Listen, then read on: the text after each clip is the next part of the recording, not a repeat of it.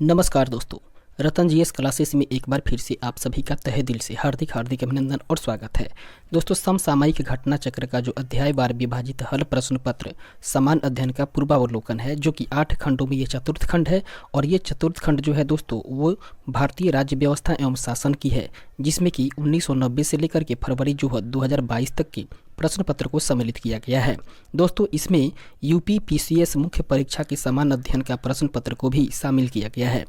इस पुस्तक का दोस्तों हम लोग अध्यायवार विभाजित करके अध्ययन करते हुए अभी तक बात करें तो दोस्तों 1वें अध्याय से सबसे पहले हम लोग इसके विषय सूची को देख लें। इसके अनुक्रमणिका विषय सूची को देखने से यह स्पष्ट होता है कि इसके 1वें अध्याय से लेकर के अभी तक हम लोगों ने 33 अध्याय को पूर्ण रूप से कंप्लीट कर चुके हैं। और इसमें हम लोग 34वें अध्याय के बारे में जानकारी प्राप्त करने वाले हैं, जो कि लोकपाल और महत्वपूर्ण आयोग से संबंधित है। दोस्तों, इसके पहले आप लोग 33वें अध्याय तक के वीडियो को आप लोग नहीं देखे हों तो प्लेलिस्ट में जाकर के वहाँ से आप लोग देखें और लाभान्वित होंगे।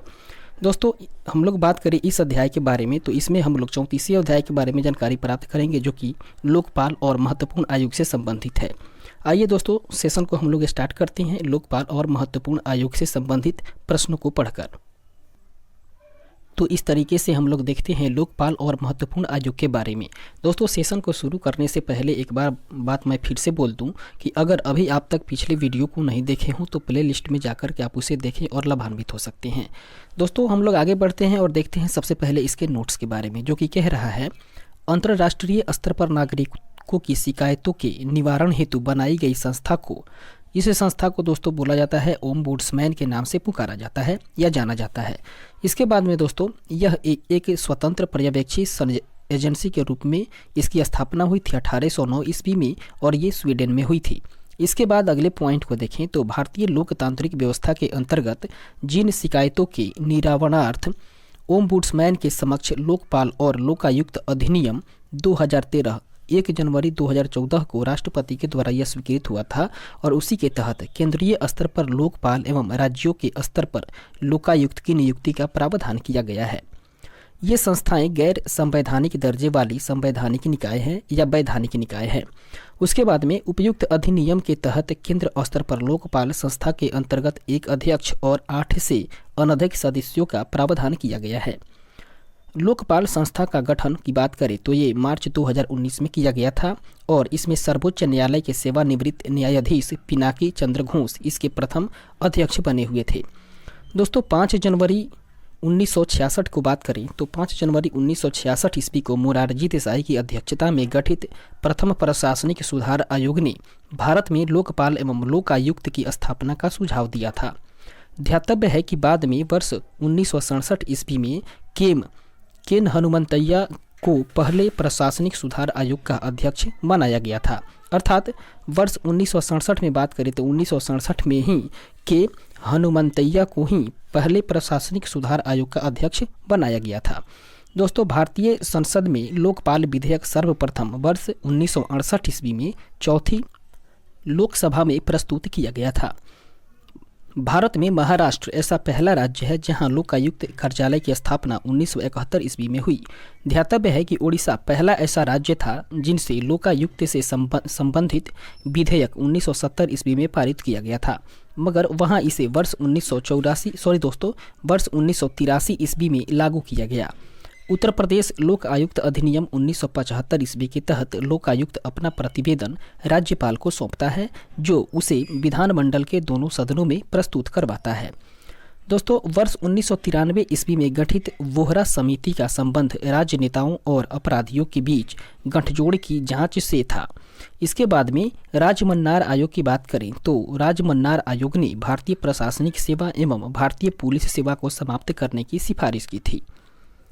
28 सितंबर 1993 ईस्वी को अनुच्छेद 123 के तहत अपने अधिकारों का प्रयोग करते हुए तत्कालीन राष्ट्रपति ने मानवाधिकार संरक्षण अध्यादेश जारी किया था। ध्यातव्य है कि मानवाधिकार संरक्षण अधिनियम 1993 28 सितंबर 1993 ईस्वी से ही प्रभावी किया गया था। राष्ट्रीय मानवाधिकार आयोग एक गैर संवैधानिक या सांविधिक निकाय है जिसका गठन 12 अक्टूबर 1993 ईस्वी को किया गया था, और इसके अध्यक्ष एवं सदस्यों की नियुक्ति की बात करें तो इसके अध्यक्ष और इसके सदस्यों की नियुक्ति राष्ट्रपति के द्वारा की जाती है, और राष्ट्रीय मानवाधिकार आयोग के अध्यक्ष एवं उसके सदस्यों की नियुक्ति के लिए गठित समिति में शामिल होते हैं प्रधानमंत्री, केंद्रीय गृह मंत्री, लोकसभा एवं राज्यसभा में विपक्ष के नेता, उसके बाद में लोकसभा के अध्यक्ष और इसके साथ साथ राज्यसभा के उपसभापति। अगला पॉइंट कह रहा है राष्ट्रीय मानवाधिकार आयोग की शक्ति मात्र सलाहकारी प्रकृति की है। मानवाधिकार संरक्षण संशोधन अधिनियम 2019 भारत के मुख्य न्यायाधीश अथवा उच्च न्यायालय के न्यायाधीश रहे किसी व्यक्ति को राष्ट्रीय मानवाधिकार आयोग के अध्यक्ष के रूप में नियुक्त किया जा सकने हेतु पात्र बनाता है। दोस्तों, आयोग के गैर सदस्यों अर्थात सिविल सोसाइटी की संख्या को 2 से बढ़ा करके 3 किया गया है, जिनमें एक महिला होगी। और संशोधन अधिनियम 2019 के अनुसार राष्ट्रीय पिछड़ा वर्ग आयोग के अध्यक्ष, राष्ट्रीय बाल अधिकार संरक्षण आयोग के अध्यक्ष और इसके साथ साथ दिव्यांगजनों संबंधी मुख्य आयुक्त को भी आयोग के सदस्यों के रूप में सम्मिलित किया गया है। राष्ट्रीय अल्पसंख्यक आयोग, राष्ट्रीय अनुसूचित जाति आयोग, इसके बाद में राष्ट्रीय अनुसूचित जनजाति आयोग और इसके साथ साथ राष्ट्रीय महिला आयोग के चेयरपर्सन पहले से ही इसके सदस्य होते हैं। अगला पॉइंट है संशोधन अधिनियम 2019 के द्वारा राष्ट्रीय आयोग और राज्य आयोगों के अध्यक्षत्व एवं सदस्यों की पदावधि की बात करें तो वो 5 वर्ष से कम करके 3 वर्ष किए जाने की संबंधित प्रावधान किया गया है। और यह संशोधन अधिनियम राज्य के मुख्य न्यायाधीश अथवा उच्च न्यायालय के न्यायाधीश रहे किसी व्यक्ति को राज्य मानवाधिकार आयोग के अध्यक्ष के रूप में नियुक्त किए जा सकने हेतु पात्र बनाता है। राज्य मानवाधिकार आयोग के अध्यक्ष एवं सदस्यों की नियुक्ति संबंधित राज्य के राज्यपाल द्वारा की जाती है। राष्ट्रीय अल्पसंख्यक आयोग का गठन मूलतः अल्पसंख्यक आयोग के रूप में 1978 ईस्वी में किया गया था। और इसमें बात करें दोस्तों तो संसद की 1992 ईस्वी के अधिनियम जो कि 17 मई 1982 ईस्वी से प्रभावित हुआ था, उसी के तहत सांविधिक या वैधानिक दर्जा प्रदान करते हुए वर्तमान स्वरूप दिया गया था। दोस्तों, केंद्र सरकार के द्वारा पहले 5 समुदायों जिसमें कि मुस्लिम, ईसाई, सिख, बौद्ध एवं पारसी आते थे, उन्हीं को अल्पसंख्यक समुदाय के रूप में अधिसूचित किया गया था। परंतु 27 जनवरी 2014 ईस्वी को जैन को भी अल्पसंख्यक समुदाय के रूप में अधिसूचित किया गया। और इसके बाद में बिंदेश्वरी प्रसाद मंडल की अध्यक्षता में वर्ष 1979 ईस्वी में मंडल आयोग का गठन किया गया था। मंडल आयोग का प्रमुख कार्य था सामाजिक और शैक्षिक रूप से पिछड़े लोगों की पहचान करना। संविधान के अनुच्छेद 315 के द्वारा संघ के लिए एक लोक सेवा आयोग और प्रत्येक राज्य के लिए एक लोक सेवा आयोग की व्यवस्था की गई है। 2 या अधिक राज्यों के परस्पर करार और उन राज्यों के विधान मंडलों के इस आशय का संकल्प पारित करने पर संसद विधि के द्वारा उन राज्यों के लिए संयुक्त लोक सेवा आयोग हेतु उपबंध कर सकती है। बात करें भारतीय संविधान के अनुच्छेद 316(1) के बारे में, तो इसके तहत संघ लोक सेवा आयोग और संयुक्त लोक सेवा आयोग के अध्यक्ष एवं सदस्यों की नियुक्ति राष्ट्रपति के द्वारा की जाती है, जबकि राज्य लोक सेवा आयोग के अध्यक्ष एवं सदस्यों की नियुक्ति का प्राधिकार से संबंधित राज्य के राज्यपाल के पास होता है। इसके बाद में भारतीय संविधान के अनुच्छेद 323 के अनुसार संघ लोक सेवा आयोग अपना वार्षिक प्रतिवेदन राष्ट्रपति को, जबकि राज्य लोक सेवा आयोग अपना वार्षिक प्रतिवेदन राज्यपाल को सौंपता है। दोस्तों, कुल मिला के बात करें तो सेंट्रल लेवल पर जो प्रमुख होता है वो राष्ट्रपति होता है, जबकि स्टेट लेवल पर जो प्रमुख होता है वो राज्यपाल होता है।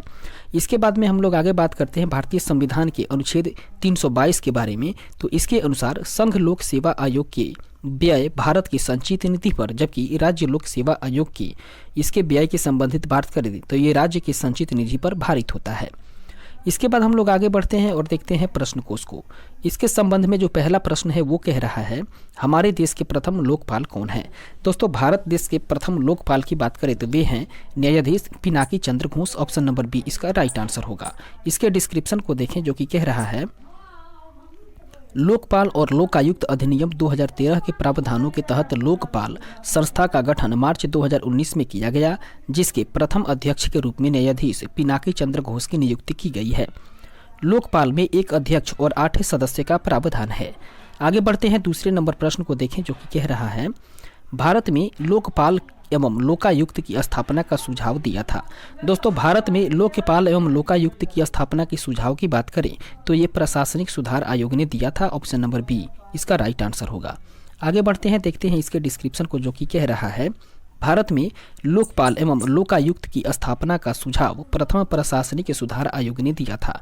और इस आयोग का गठन की बात करें तो इसका गठन हुआ था 5 जनवरी 1966 ईस्वी को मोरारजी देसाई की अध्यक्षता में। और इसके बाद में 1967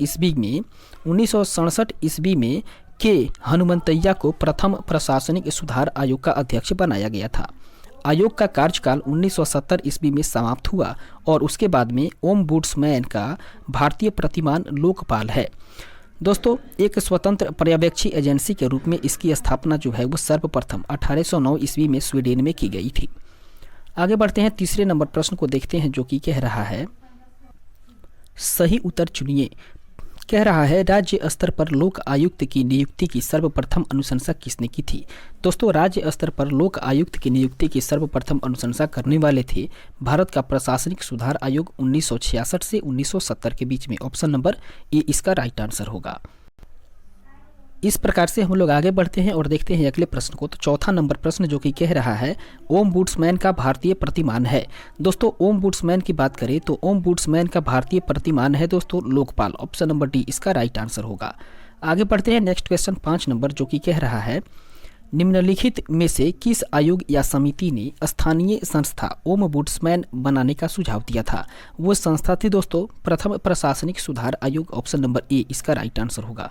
इसके डिस्क्रिप्शन को हम लोग ऊपर के प्रश्न में देख चुके हैं। फिलहाल आगे बढ़ते हैं और देखते हैं 6वें नंबर प्रश्न को जो कि कह रहा है प्रशासनिक सुधार आयोग जिसने पहली बार लोकपाल तथा लोकायुक्त बनाने की संस्तुति की थी उसके अध्यक्ष थे दोस्तों Morarji Desai. Option number A इसका राइट आंसर होगा और इसके डिस्क्रिप्शन को हम लोग ऊपर के प्रश्न में देख चुके हैं। फिलहाल आगे बढ़ते हैं और देखते हैं 7वें नंबर प्रश्न को जो कि कह रहा है संसद में पहला लोकपाल विधेयक कब रखा गया था। दोस्तों संसद की बात करें तो उसमें पहला जो लोकपाल विधेयक है वो 1968 ईस्वी में ही रखा गया था। ऑप्शन नंबर सी इसका सही आंसर होगा। इसके डिस्क्रिप्शन को देखें जो कि कह रहा है संसद में पहला लोकपाल विधेयक वर्ष 1968 में चौथी लोकसभा में प्रस्तुत किया गया था, जहां यह 1969 में पारित हुआ और उसके बाद में राज्यसभा में लंबित रहने की स्थिति में ही चौथी लोकसभा के विघटित होने के कारण यह विधेयक जो है वो व्यापक हो गया था। आगे बढ़ते हैं, देखते हैं 8वें नंबर प्रश्न को जो कि कह रहा है लोकपाल विधेयक 2011 के संबंध में निम्न में से कौन से कथन सही हैं। दोस्तों यहाँ पे कुछ कथन दिया हुआ है और उसमें से बताना है कि लोकपाल विधेयक 2011 के संबंध में कौन सा कथन सही है। इसके संदर्भ में पहला कथन कह रहा है लोकसभा में 4 अगस्त 2011 ईस्वी को इसे पुनः स्थापित किया गया था, जो कि बिल्कुल सही कथन है। दूसरा है श्री पी चिदम्बरम गृह मंत्री द्वारा इसे पुनः स्थापित किया गया था, यह कथन जो है वो सही नहीं है। इसके बाद में तीसरा कथन है इसे अस्थायी समिति को भेजा गया था, जो कि बिल्कुल सही है। अभी तक हम लोगों ने देखा कथन 1 और 3 सही हो रहे हैं। फिलहाल देखते हैं बचे हुए कथन को। इसके बाद में चौथा कथन जो है वो कह रहा है सिविल सोसाइटी के सदस्यों द्वारा इसे कमजोर कहा गया है, ये कथन बिल्कुल सही है। इस तरीके से हम लोगों ने देखा कथन 1, 3 और 4 सही हो रहे हैं, तो इसका राइट आंसर होगा ऑप्शन नंबर डी। आगे बढ़ते हैं और देखते हैं इसके डिस्क्रिप्शन को जो कि कह रहा है लोकसभा में लोकपाल विधेयक 4 अगस्त 2011 ईस्वी को तत्कालीन संसदीय कार्य मंत्री वी नारायण स्वामी के द्वारा प्रस्तुत किया गया था। तत्पश्चात इसे संसद की कार्मिक लोक शिकायत तथा विधि एवं न्याय पर अस्थायी समिति के पास भेजा गया। दोस्तों सिविल सोसाइटी के सदस्यों के द्वारा इसे कमजोर माना गया था। इस प्रकार से कथन 1, 3 और 4 सही हो रहे हैं, जबकि कथन 2 जो है वो गलत है। और उल्लेखनीय है कि बाद में लोकपाल और इसके साथ साथ लोकायुक्त से संबंधित विधेयक जो है वो लोकपाल और लोकायुक्त अधिनियम 2013 के तहत 1 जनवरी 2014 ईस्वी से कानून का रूप ले चुका है। आगे बढ़ते हैं, देखते हैं 9वें नंबर प्रश्न को जो कि कह रहा है लोकपाल बिल का मसवीदा अर्थात आलेख तैयार करने हेतु पैनल में बुद्धिजीवी समाज के प्रतिनिधियों में सम्मिलित हुए थे। दोस्तों उसमें हुए थे दोस्तों अन्ना हजारे, उसके बाद में संतोष हेगड़े और इनके साथ में थे दोस्तों शांति भूषण। अर्थात इस तरीके से इस क्वेश्चन का सही आंसर होगा ऑप्शन नंबर डी। कुल मिलाकर बात करें तो लोकपाल बिल का जब मसौदा या आलेख तैयार किया जा रहा था तो उसमें एक पैनल बनाया गया था और उस पैनल में जो बुद्धिजीवी समाज का प्रतिनिधित्व करने वाले थे उनमें थे दोस्तों अन्ना हजारे, इसके साथ में संतोष हेगड़े और शांति भूषण, अर्थात ऑप्शन नंबर डी इसका राइट आंसर होगा। देखते हैं इसके डिस्क्रिप्शन को जो कि कह रहा है, नागरिक समाज की ओर से लोकपाल बिल का मसविदा अर्थात आलेख तैयार करने वाली समिति में 5 सदस्य थे, जिनमें अन्ना हजारे, अरविंद केजरीवाल, शांति भूषण, एन संतोष हेगड़े एवं प्रशांत भूषण थे। इसके बाद आगे बढ़ते हैं, देखते हैं लोग 10 नंबर प्रश्न को जो कि कह रहा है, निम्नलिखित में से किस राज्य में सर्वप्रथम लोकायुक्त कार्यालय की स्थापना हुई थी। दोस्तों वो राज्य है महाराष्ट्र, जहां पर सबसे पहले लोकायुक्त कार्यालय की स्थापना की गई थी। ऑप्शन नंबर ए इसका राइट आंसर होगा। इसके डिस्क्रिप्शन को देखें जो कि कह रहा है, भारत में महाराष्ट्र ऐसा पहला राज्य है जहां लोकायुक्त कार्यालय की स्थापना महाराष्ट्र लोकायुक्त और उप लोकायुक्त अधिनियम 1971 ईस्वी के तहत 1971 ईस्वी में की गई थी। दोस्तों ओडिशा पहला ऐसा राज्य था जिसने लोकायुक्त की स्थापना से संबंधित विधान 1970 ईस्वी में ही पारित किया था। इसके बाद में वह संस्था जो है वो वर्ष 1983 में जाकर ही अस्तित्व में आई थी। आगे बढ़ते हैं, देखते हैं 11 नंबर प्रश्न कह रहा है, निम्नलिखित में से किस राज्य ने सर्वप्रथम लोकायुक्त संस्था की स्थापना की। वो राज्य है दोस्तों महाराष्ट्र। ऑप्शन नंबर बी इसका राइट आंसर होगा, अर्थात महाराष्ट्र राज्य ही है जो सर्वप्रथम लोकायुक्त संस्था की स्थापना की थी। आगे बढ़ते हैं, देखते हैं अगले प्रश्न को। इस प्रकार से 12 नंबर प्रश्न कह रहा है, उत्तर प्रदेश का लोक आयुक्त अपना प्रतिवेदन प्रस्तुत करता है। दोस्तों उत्तर प्रदेश का जो लोक आयुक्त है वो अपना प्रतिवेदन राज्यपाल को प्रस्तुत करता है। ऑप्शन नंबर सी इसका राइट आंसर होगा, अर्थात उत्तर प्रदेश राज्य का जो लोकायुक्त है वो अपना प्रतिवेदन जो है वो उत्तर प्रदेश राज्य के राज्यपाल को ही प्रस्तुत करेगा। आगे बढ़ते हैं और देखते हैं इसके डिस्क्रिप्शन को जो कि कह रहा है, उत्तर प्रदेश लोक आयुक्त अधिनियम 1975 के तहत लोक आयुक्त अपना प्रतिवेदन राज्यपाल को सौंपता है, जिसे राज्य विधानमंडल के दोनों सदनों के पटल पर प्रस्तुत किया जाता है। 13 नंबर प्रश्न कह रहा है, उत्तर प्रदेश के लोकायुक्त की पदधारण अवधि है। दोस्तों उत्तर प्रदेश के जो लोकायुक्त है उनके पदधारण की अवधि है दोस्तों 8 वर्षों के लिए। ऑप्शन नंबर डी इसका राइट आंसर होगा।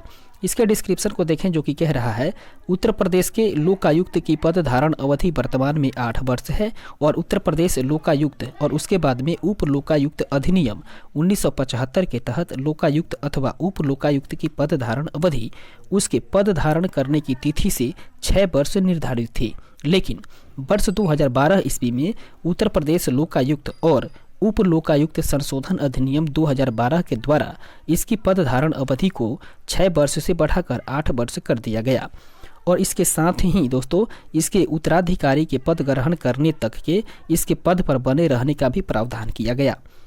इस प्रकार आगे बढ़ते हैं, 14वें नंबर प्रश्न को देखें जो कि कह रहा है, वर्ष 2011 ईस्वी में लोकायुक्त विधेयक पारित करने वाला प्रथम भारतीय राज्य कौन है। वह है दोस्तों उत्तराखंड। ऑप्शन नंबर सी इसका राइट आंसर होगा, अर्थात वर्ष 2011 ईस्वी में 1 नवंबर को लोकायुक्त विधेयक पारित करने वाला प्रथम भारतीय राज्य जो है वो उत्तराखंड बना था। आगे बढ़ते हैं, देखते हैं 15वें नंबर प्रश्न को जो कि कह रहा है, निम्नलिखित में से किन राज्यों में लोक आयुक्त अधिनियम ने मुख्यमंत्री को भी अपने दायरे में ले लिया है। इसके लिए स्टार मार्किंग किया गया है। फिलहाल हम लोग देखते हैं इस प्रश्न से संबंधित इसके डिस्क्रिप्शन को जो कि कह रहा है, प्रश्नकाल के संदर्भ में विकल्प सी सही उत्तर था। सी उत्तर का मतलब हुआ दोस्तों मध्य प्रदेश और ओडिशा राज्य, लेकिन वर्तमान समय में हिमाचल प्रदेश, आंध्र प्रदेश, मध्य प्रदेश, गुजरात, कर्नाटक, महाराष्ट्र, पंजाब, ओडिशा इत्यादि अनेक राज्यों में लोकायुक्त अधिनियम के दायरे में मुख्यमंत्री को भी ले लिया गया है।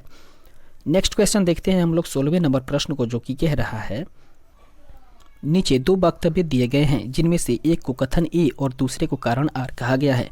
कथन ए कह रहा है, अल्पसंख्यक शब्द की भारत के संविधान में परिभाषा नहीं दी गई है। यह कथन जो है वो बिल्कुल सही है। फिलहाल आगे बढ़ते हैं और निष्कर्ष को देखते हैं। और इसका कारण कह रहा है, अल्पसंख्यक आयोग संवैधानिक निकाय नहीं है। ऊपर के दोनों वक्तव्यों के संदर्भ में निम्नलिखित कथनों में से सही उत्तर का चयन करना है। दोस्तों कथन और कारण को पढ़ने के बाद ये पता चलता है कि कथन और कारण जो है वो दोनों सही है, परंतु जो कथन की व्याख्या है वो आर नहीं कर रहा है, अर्थात कारण नहीं कर रहा है। तो इसका राइट आंसर होगा ऑप्शन नंबर बी, इसका सही आंसर हो जाएगा। इसके डिस्क्रिप्शन को देखें जो कि कह रहा है अल्पसंख्यक शब्द भारतीय संविधान में परिभाषित नहीं है तथा अल्पसंख्यक आयोग एक सांविधिक निकाय है न कि संवैधानिक है। दोस्तों क्योंकि इसका गठन जो है वो संसद के द्वारा अधिनियमित अल्पसंख्यक आयोग अधिनियम 1992 के द्वारा किया गया है और इस प्रकार जो है वो कथन एवं कारण दोनों सही तो है परंतु कारण जो है वो आर की सही व्याख्या नहीं कर पा रहा है।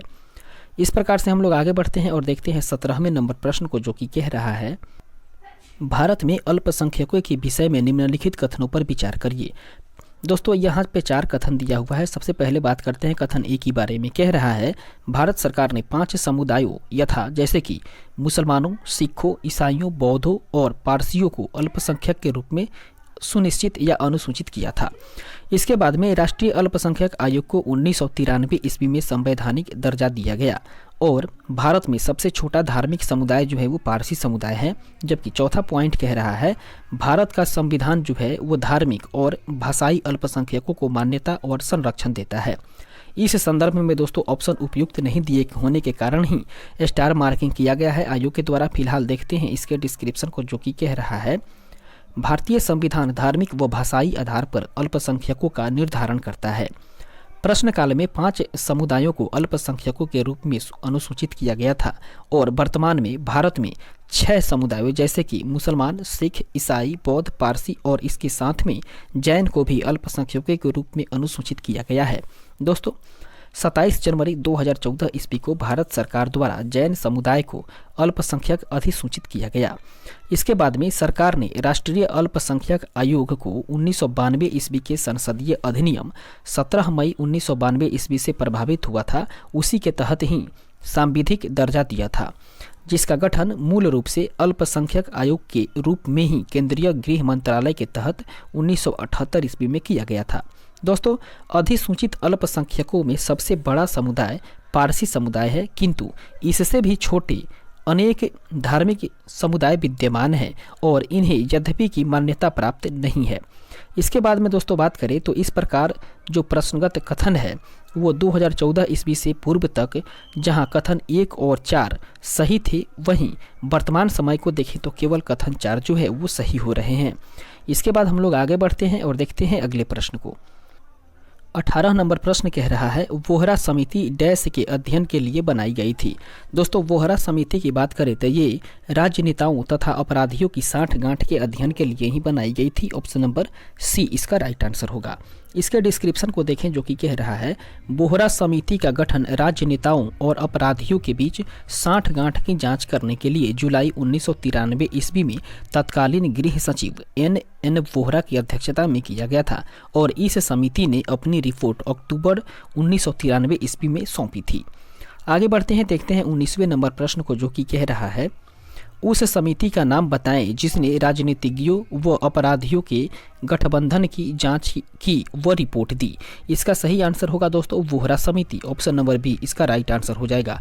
अर्थात वोहरा समिति के द्वारा ही राजनीतिज्ञों व अपराधियों के गठबंधन की जांच की और रिपोर्ट दी गई।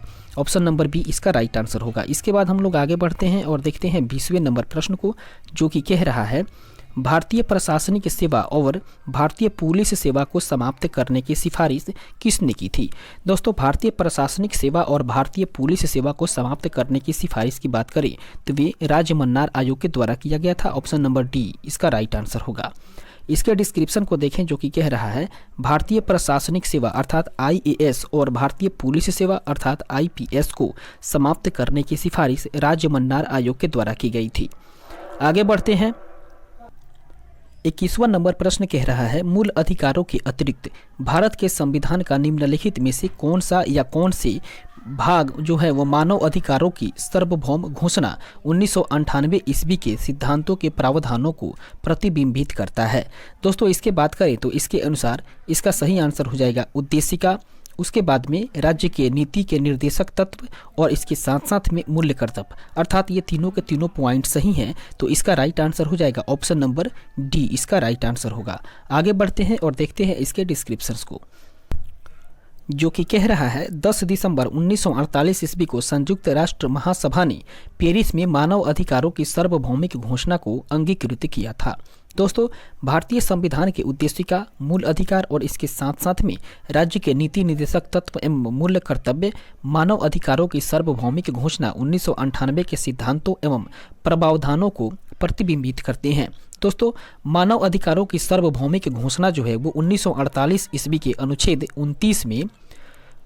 29 के विशेष रूप में भारतीय संविधान के मौलिक कर्तव्य प्रतिबिंबित होते हैं। इसके साथ में मानव अधिकारों की सार्वभौमिक घोषणा में कुल मिलाकर के 30 अनुच्छेदों का वर्णन है।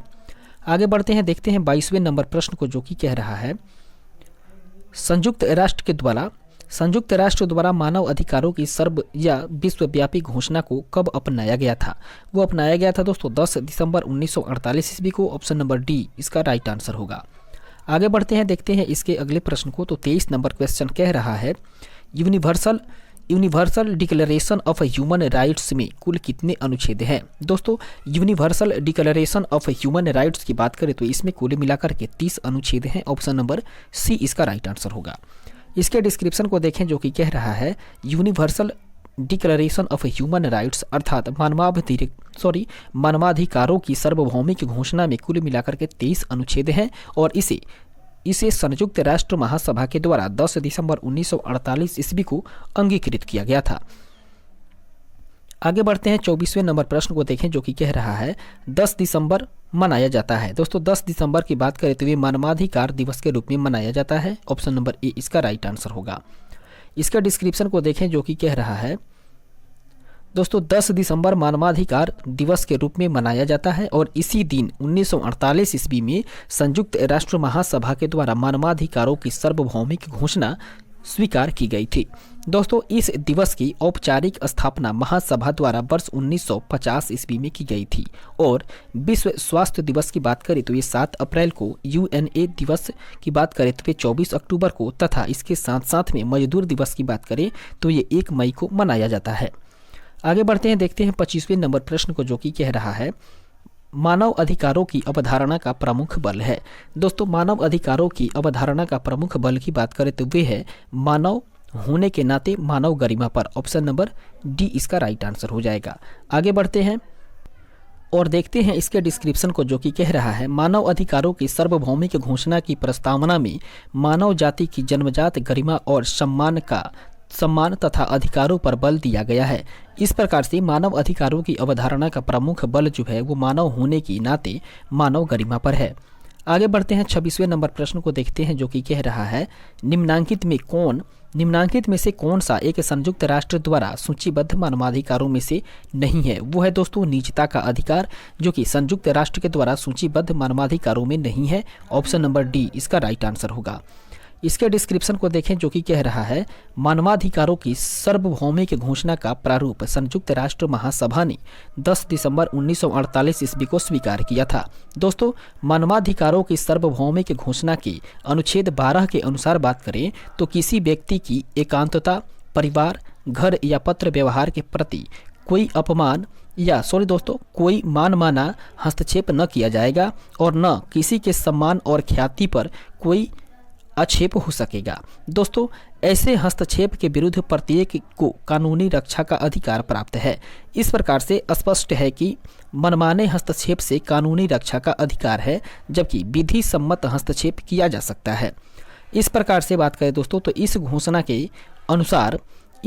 के अनुच्छेद 1 के अनुसार सभी मनुष्यों को गौरव और अधिकारों के मामले में जन्मजात स्वतंत्रता और समानता प्राप्त है और अनुच्छेद 3 की बात करें तो इसके तहत प्रत्येक व्यक्ति को जीवन, स्वतंत्रता और व्यक्तिगत सुरक्षा का अधिकार है। इस प्रकार से अनुच्छेद 26 के तहत प्रत्येक व्यक्ति को शिक्षा का अधिकार है और इसका जो सही उत्तर है वो विकल्प डी हो जाएगा। आगे बढ़ते हैं, देखते हैं अगले प्रश्न को। इस तरीके से 27 नंबर क्वेश्चन जो कि कह रहा है निम्नलिखित में से किसे द्वितीय पीढ़ी का मानव अधिकार समझा जाता है। इसके लिए दोस्तों स्टार मार्किंग किया गया है। फिलहाल हम लोग देखते हैं इसके डिस्क्रिप्शन को, जो कि कह रहा है संयुक्त राष्ट्र संघ की मानवाधिकारों की सार्वभौमिक घोषणा 1948 ईस्वी के अनुच्छेद 1 से 21 तक के उल्लेखित अधिकारों को प्रथम पीढ़ी के मानव अधिकारों, जिसमें कि नागरिक एवं राजनीतिक मानवाधिकार भी है, उसको समझा जाता है। दोस्तों, जबकि बात करें अनुच्छेद 22 से लेकर के 27 के बारे में, तो यहाँ तक उल्लेखित अधिकारों को द्वितीय पीढ़ी के मानवाधिकार, जिसमें कि आर्थिक, सामाजिक और सांस्कृतिक मानवाधिकार सम्मिलित है, उसको माना जाता है। जबकि अनुच्छेद 23 के बारे में बात करें तो अनुच्छेद 23 में काम का अधिकार एवं अनुच्छेद 26 में जो है वो शिक्षा का अधिकार है, दोस्तों, मानवाधिकार के रूप में शामिल किया गया है। इस प्रकार से बात करें तो प्रश्न के अनुसार काम का अधिकार व शिक्षा का अधिकार दोनों जो है वो द्वितीय पीढ़ी के मानवाधिकार हैं। आगे बढ़ते हैं, देखते हैं 28वें नंबर प्रश्न को, जो कि कह रहा है सभी प्रकार के सामाजिक विभेद का उन्मूलन मानवाधिकार की किस पीढ़ी के अंतर्गत आता है। वो आता है दोस्तों दूसरी पीढ़ी के अंतर्गत। ऑप्शन नंबर बी इसका राइट आंसर होगा। आगे बढ़ते हैं और देखते हैं अगले इसके डिस्क्रिप्शंस को, जो कि कह रहा है सभी प्रकार के सामाजिक विभेद जिसमें कि आर्थिक, सामाजिक और सांस्कृतिक सम्मिलित हैं, उसका उन्मूलन जो है वो मानवाधिकार की दूसरी पीढ़ी के अंतर्गत आता है। जबकि पहली पीढ़ी में नागरिक एवं राजनीतिक स्वतंत्रता का अधिकार है तथा तीसरी पीढ़ी में एकजुटता का अधिकार तथा समूह में शामिल होने के अधिकारों आदि का उल्लेख है। हालांकि झारखंड लोक सेवा आयोग का जो उत्तर है वो विकल्प सी था। इसके बाद हम लोग आगे बढ़ते हैं और देखते हैं अगले प्रश्न को, 29 नंबर प्रश्न, जो कि कह रहा है निम्नलिखित कथनों पर विचार करिए। दोस्तों, पहला कथन है शहर का अधिकार। शहर का अधिकार एक सम्मत मानव अधिकार है तथा इस संबंध में संयुक्त राष्ट्र हैबिटेट अर्थात UN हैबिटेट प्रत्येक देश द्वारा दी गई प्रतिबद्धताओं को मॉनिटर करता है। इसके बाद में जो दूसरा कथन है वो कह रहा है दोस्तों शहर का अधिकार शहर के प्रत्येक निवासी को शहर में सार्वजनिक स्थानों को वापस लेने अर्थात रिक्लेम एवं सार्वजनिक सहभागिता का अधिकार देता है। जबकि तीसरा जो पॉइंट है वो कह रहा है दोस्तों शहर का अधिकार जो है, शहर का अधिकार का आशय यह है कि राज्य शहर की अनधिकृत बस्तियों को किसी भी लोक सेवा अथवा सुविधा से वंचित नहीं कर सकता है। इस प्रकार से तीनों कथन के बाद पढ़ने से ये पता चलता है कि दूसरा और तीसरा कथन जो है वो बिल्कुल सही है, तो ऑप्शन नंबर डी इसका राइट आंसर होगा। फिलहाल हम लोग आगे बढ़ते हैं और देखते हैं इसके डिस्क्रिप्शन को, जो कि कह रहा है शहर का अधिकार अर्थात राइट टू द सिटी का विचार एवं स्लोगन सर्वप्रथम फ्रांसीसी विचारक एवं समाज विज्ञानी हेनरी फेलेवर के द्वारा 1968 ईस्वी में प्रस्तुत किया गया था। दोस्तों, लैटिन अमेरिकी एवं यूरोपीय देशों में सामाजिक आंदोलनों द्वारा इसे लोकप्रिय किया गया। शहर का अधिकार जो है वो वस्तुतः एक शहरी विकास का मॉडल है जो सभी नागरिकों को शामिल करता है। दोस्तों, शहर के अधिकार की बात करें तो शहर का अधिकार शहर के सभी निवासियों जिसमें कि अप्रवासी, उसके बाद में मलिन बस्ती निवासियों एवं इसके साथ साथ में बेघरों के सहित इसके लिए दोस्तों शहरी जीवन तक समान पहुंच को मूलभूत मानव अधिकारों के रूप में मान्यता देता है। और यह जो है वो शहर के प्रत्येक निवासी को शहर में सार्वजनिक स्थानों को वापस लेने अर्थात रिक्लेम एवं सार्वजनिक सहभागिता का भी अधिकार देता है तथा इसका तात्पर्य यह है कि राज्य शहरों में लोक सेवाओं एवं इसके साथ साथ सुविधाएं उपलब्ध कराने के संदर्भ में वैध बस्तियों एवं अनधिकृत बस्तियों को निवासियों में कोई मतभेद नहीं कर सकता। अर्थात राज्य जो है वो शहर की अनधिकृत बस्तियों को किसी भी लोक सेवा अथवा सुविधा से वंचित नहीं कर सकता है। इस प्रकार से कथन 2 और 3 सही हो रहे हैं। जहां तक कथन 1 का प्रश्न है तो अक्टूबर 2016 ईस्वी के क्विटो अर्थात इक्वेडोर में संपन्न आवासन एवं सतत शहरी विकास पर संयुक्त राष्ट्र सम्मेलन हैबिटेट 3 में अपनाए गए नए शहरी एजेंडा अर्थात NUA न्यू अर्बन एजेंडा में यद्यपि शहर के अधिकार को शामिल किया गया तथापि इसे स्पष्ट रूप से सार्वभौमिक मानव अधिकार के रूप में मान्यता नहीं दी गई। इसके बजाय इस एजेंडे में सरकारों को अपने कानूनों में शहर के अधिकार को शामिल करने हेतु प्रोत्साहित किए जाने पर बल दिया गया। इस प्रकार से कथन 1 जो है वो सही नहीं है। आगे बढ़ते हैं, देखते हैं 30वें नंबर प्रश्न को, जो कि कह रहा है 1993 ईस्वी में राष्ट्रपति के द्वारा मानवाधिकार संरक्षण अध्यादेश जारी किया गया था। वो किया गया था दोस्तों अनुच्छेद 123, ऑप्शन नंबर ए इसका राइट आंसर होगा। इसके डिस्क्रिप्शन को देखें जो कि कह रहा है भारतीय संविधान के अनुच्छेद 123 के तहत ही राष्ट्रपति को यह अधिकार है कि संसद के सत्र में न होने की स्थिति में वह अध्यादेश जारी कर सकता है। इस प्रकार से 28 सितंबर 1993 ईस्वी को इसी अनुच्छेद के तहत राष्ट्रपति ने मानवाधिकार संरक्षण अध्यादेश जारी किया था और इसे मानवाधिकार संरक्षण अधिनियम 1993 से प्रस्तावित किया गया।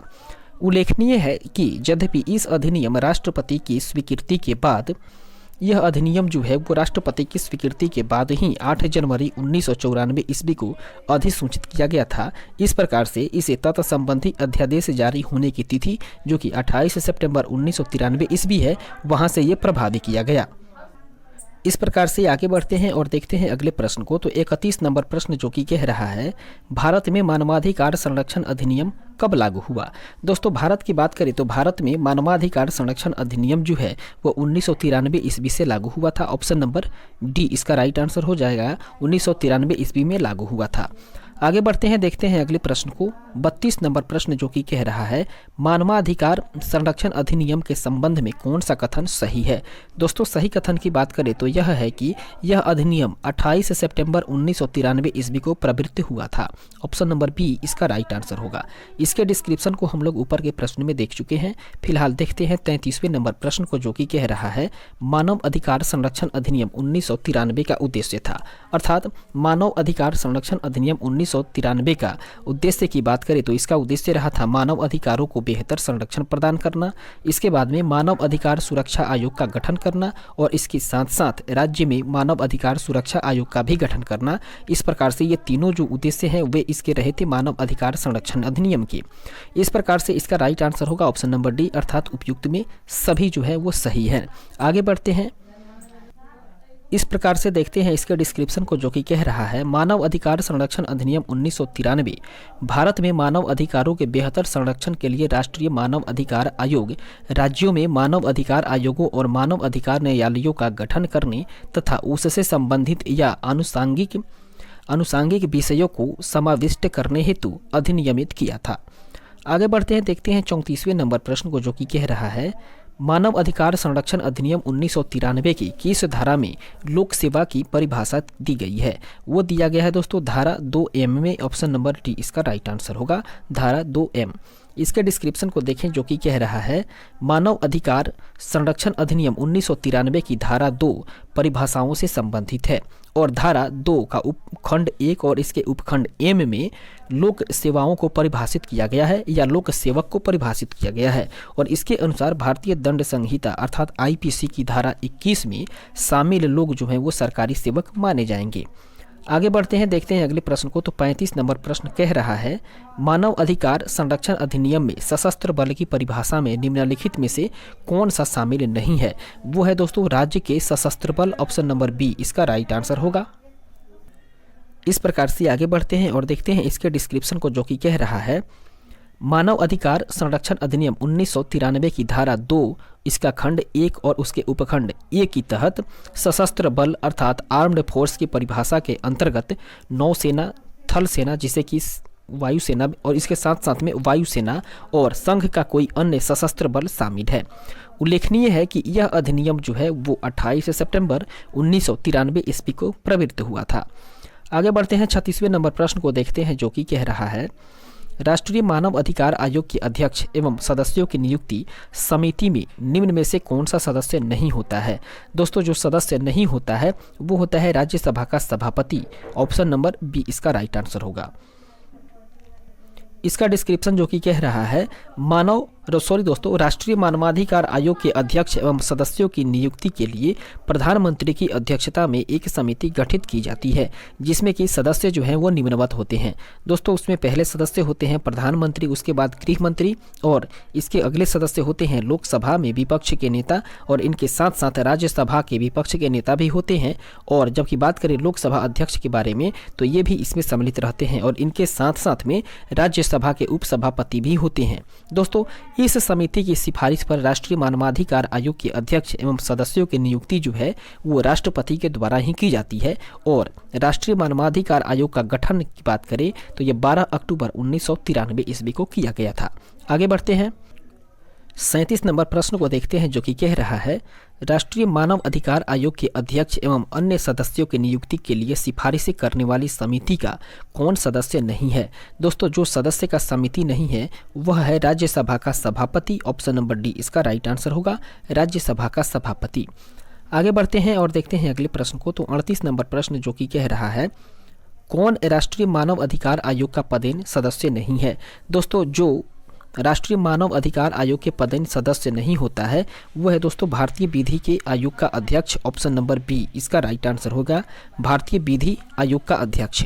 आगे बढ़ते हैं और देखते हैं इसके डिस्क्रिप्शन को, जो कि कह रहा है मानवाधिकार संरक्षण संशोधन अधिनियम 2019 के अनुसार राष्ट्रीय मानव अधिकार आयोग के पदेन सदस्य के रूप में राष्ट्रीय पिछड़ा वर्ग आयोग, राष्ट्रीय बाल अधिकार संरक्षण आयोग, राष्ट्रीय अल्पसंख्यक आयोग, राष्ट्रीय अनुसूचित जाति आयोग, राष्ट्रीय अनुसूचित जनजाति आयोग और इसके साथ साथ में राष्ट्रीय महिला आयोग के अध्यक्ष तथा दिव्यांगजनों संबंधित मुख्य आयुक्त सम्मिलित होते हैं। दोस्तों, इस अधिनियम की धारा 12 के खंड ख से लेकर के खंड ञ में विनिर्देशित कृत्यों के निर्वहन के लिए आयोग के सदस्य समझे जाएंगे।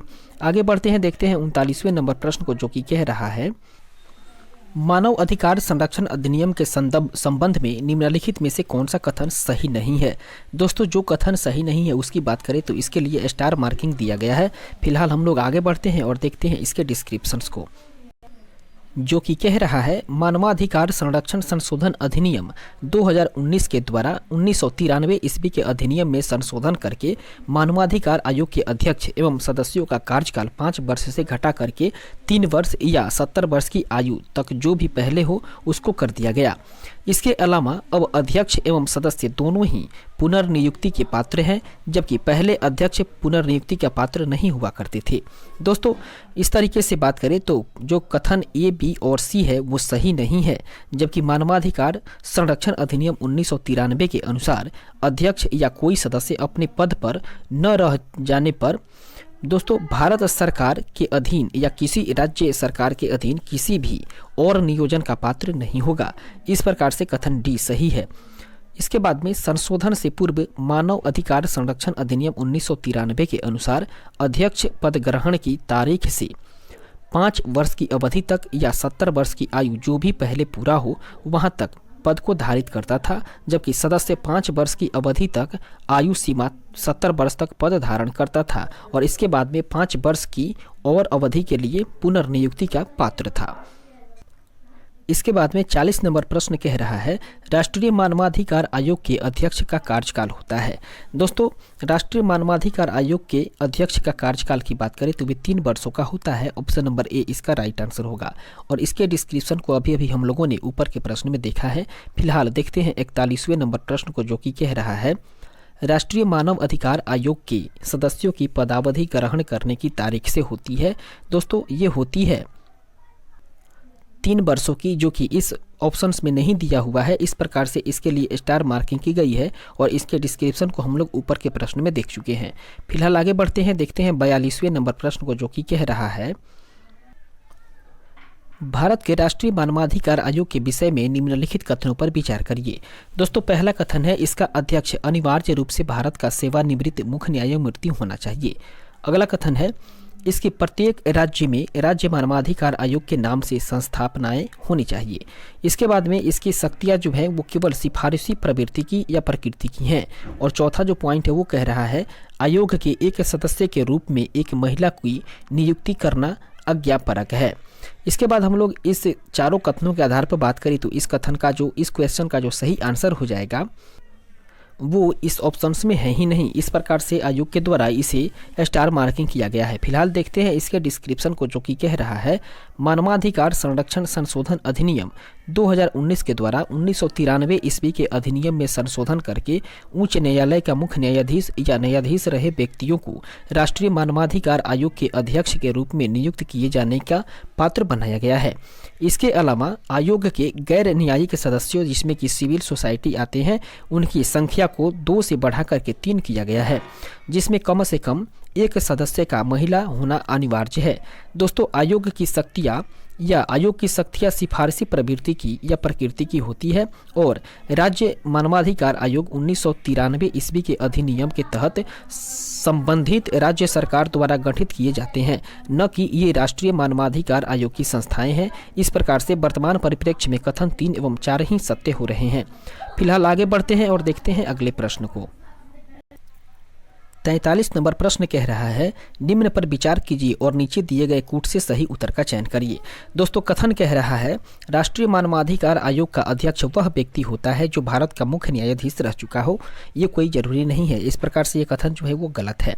इसके बाद में कारण आर कह रहा है, उक्त आयोग के अध्यक्ष का कार्यकाल 5 वर्ष अथवा 70 वर्ष की आयु पर्यंत पर जो पहले हो जाए वहां तक आधारित है। दोस्तों इस प्रकार से कारण भी है वो गलत है। कथन और कारण दोनों गलत हो रहे हैं, तो इस प्रकार से कूट के अनुसार इसका सही आंसर हो जाएगा ऑप्शन नंबर डी, अर्थात ए और आर दोनों गलत हैं। आगे बढ़ते हैं और देखते हैं इसके डिस्क्रिप्शन को, जो कि कह रहा है, मानवाधिकार संरक्षण संशोधन अधिनियम 2019 के द्वारा 1993 ईस्वी के अधिनियम में हुए संशोधन के अनुसार राष्ट्रीय मानवाधिकार आयोग का अध्यक्ष ऐसा व्यक्ति हो सकता है जो सर्वोच्च न्यायालय का मुख्य न्यायाधीश या न्यायाधीश रहा हो। इसके बाद में आयोग के अध्यक्ष का कार्यकाल भी 5 वर्ष से घटाकर के 3 वर्ष अथवा 70 वर्ष की आयु जो भी पहले पूरा हो वहां तक कर दिया गया है। इस प्रकार से वर्तमान परिप्रेक्ष्य में विकल्प डी जो है वो सही हो जाएगा। आगे बढ़ते हैं 44वें नंबर प्रश्न को देखें, जो कि कह रहा है, राष्ट्रीय मानवाधिकार आयोग अधिनियम 1993 के अनुसार निम्नलिखित में से कौन एक इस आयोग का अध्यक्ष बन सकता है। इसके लिए दोस्तों स्टार मार्किंग किया गया है। फिलहाल हम लोग आगे बढ़ते हैं और ऑप्शंस को ध्यान में रखते हुए देखते हैं इसके डिस्क्रिप्शंस को। इस प्रकार से 45 नंबर प्रश्न जो है वो कह रहा है, भारत में राष्ट्रीय मानवाधिकार आयोग का वर्तमान अध्यक्ष कौन है। दोस्तों इस संदर्भ में जो है वो स्टार मार्किंग की गई है। फिलहाल हम लोग देखते हैं इसके डिस्क्रिप्शन को, जो कि कह रहा है, दोस्तों भारत में राष्ट्रीय मानवाधिकार आयोग के वर्तमान अध्यक्ष जो है वो सर्वोच्च न्यायालय के पूर्व न्यायाधीश न्यायमूर्ति अरुण कुमार मिश्र 2 जून 2021 से हैं। दोस्तों इनसे पूर्व जो है वो न्यायमूर्ति HL दत्तू थे और इस पद पर वो 19 फरवरी 2016 से लेकर के 2 दिसंबर 2020 ईस्वी तक बने रहे थे। आगे बढ़ते हैं, देखते हैं 46वें नंबर प्रश्न को, जो कि कह रहा है, निम्नलिखित में से कौन राजस्थान राज्य मानव अधिकार आयोग के अध्यक्ष पद पर नियुक्ति हेतु अधिकृत हैं। वे हैं दोस्तों उच्च न्यायालय का मुख्य न्यायाधीश। ऑप्शन नंबर बी इसका राइट आंसर होगा। इसके डिस्क्रिप्शन को देखें, जो कि कह रहा है, मानवाधिकार संरक्षण संशोधन अधिनियम 2019 के द्वारा यथा संशोधित मानवाधिकार संरक्षण अधिनियम 1993 के प्रावधानों के अनुसार राज्य के उच्च न्यायालय के मुख्य न्यायाधीश अथवा उच्च न्यायालय के न्यायाधीश रहे कोई भी व्यक्ति राज्य मानवाधिकार आयोग के अध्यक्ष के रूप में नियुक्त किया जा सकने हेतु पात्र है। दोस्तों राज्य मानवाधिकार आयोग के अध्यक्ष की बात करें तो राज्य मानवाधिकार आयोग के अध्यक्ष एवं सदस्यों की नियुक्ति जो है इनसे संबंधित राज्य के राज्यपाल के द्वारा ही की जाती है। आगे बढ़ते हैं, बात करते हैं 47वें नंबर प्रश्न के बारे में, जो कि कह रहा है, राज्य मानव अधिकार आयोग के अध्यक्ष एवं सदस्यों की नियुक्ति निम्नलिखित में से किसके द्वारा की जाती है। दोस्तों राज्य मानव अधिकार आयोग के अध्यक्ष और उसके सदस्यों की नियुक्ति की बात करें तो ये राज्यपाल के द्वारा ही किया जाता है, संबंधित राज्य के राज्यपाल। ऑप्शन नंबर बी इसका राइट आंसर होगा। इसके डिस्क्रिप्शन को देखें, जो कि कह रहा है, मानव अधिकार संरक्षण अधिनियम 1993 ईस्वी की धारा 22 के तहत राज्य मानव अधिकार आयोग के अध्यक्ष और सदस्यों की नियुक्ति राज्यपाल के द्वारा ही की जाती है। दोस्तों राज्यपाल द्वारा यह नियुक्तियां जो है वो एक समिति की सिफारिशों के आधार पर ही की जाती है, जिसमें मुख्यमंत्री अध्यक्ष होते हैं। और इसके साथ में बात करें तो दोस्तों सदस्यों के रूप में विधान सभा अध्यक्ष, उसके बाद में राज्य गृह मंत्री और विधानसभा में विपक्ष का नेता शामिल होते हैं। परंतु जहाँ किसी राज्य में विधान परिषद है वहाँ पर उस परिषद का सभापति और उस परिषद के विपक्ष का नेता भी समिति के सदस्य होते हैं। इस प्रकार से आगे बढ़ते हैं और देखते हैं 48वें नंबर प्रश्न को, जो कि कह रहा है, राज्य मानव अधिकार आयोग के अध्यक्ष एवं सदस्यों की नियुक्ति की जाती है। दोस्तों राज्य मानव अधिकार आयोग के अध्यक्ष एवं सदस्यों की नियुक्ति जो है वो राज्यपाल के द्वारा ही की जाती है। ऑप्शन नंबर ए इसका राइट आंसर होगा। आगे बढ़ते हैं और देखते हैं अगले प्रश्न को, 49 नंबर प्रश्न, जो कि कह रहा है, राज्य मानवाधिकार आयोग के अध्यक्ष और सदस्यों की नियुक्ति के नामों की सिफारिश करने वाली समिति में कौन शामिल नहीं है? दोस्तों राज्यपाल जो है वो उस समिति में शामिल नहीं होता है। ऑप्शन नंबर डी इसका राइट आंसर होगा। इसके बाद आगे बढ़ते हैं और देखते हैं अगले प्रश्न को। 50 नंबर प्रश्न जो कि कह रहा है, राज्य मानव अधिकार आयोग में सदस्य के रूप में उच्च न्यायालय का कोई आसीन न्यायाधीश या कोई आसीन जिला न्यायाधीश किसके परामर्श के पश्चात नियुक्त किया जा सकता है? दोस्तों वो नियुक्त किया जा सकता है संबंधित राज्य के उच्च न्यायालय के मुख्य न्यायाधीश के द्वारा। ऑप्शन नंबर बी इसका राइट आंसर होगा। आगे बढ़ते हैं और देखते हैं इसके डिस्क्रिप्शन को जो कि कह रहा है, मानव अधिकार संरक्षण अधिनियम 1993 की धारा 22(1) के तृतीय परंतुक के अनुसार राज्य मानव अधिकार आयोग के सदस्य के रूप में उच्च न्यायालय का कोई आसीन न्यायाधीश या कोई आसीन जिला न्यायाधीश संबंधित राज्य के उच्च न्यायाधीश के मुख्य न्यायमूर्ति से परामर्श करने के पश्चात ही नियुक्त किया जाएगा अथवा नहीं।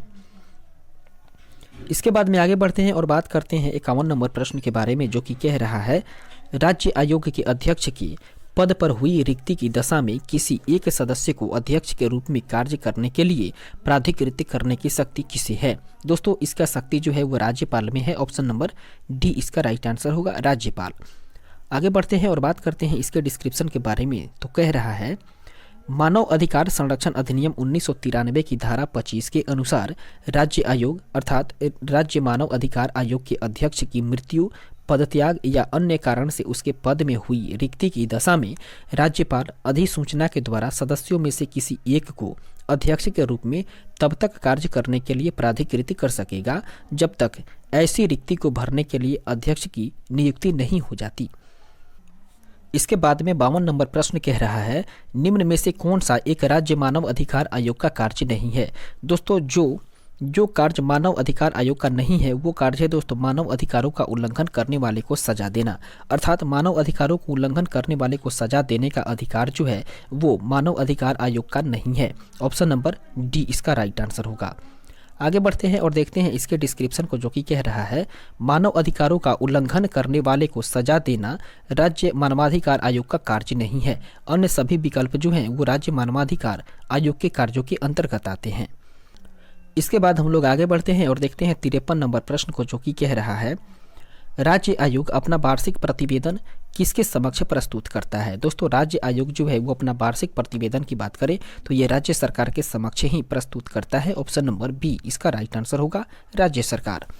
आगे बढ़ते हैं और देखते हैं इसके डिस्क्रिप्शन को जो कि कह रहा है, मानव अधिकार संरक्षण अधिनियम 1993 के अनुसार राज्य आयोग अर्थात स्टेट कमीशन से तात्पर्य राज्य मानव अधिकार आयोग से है।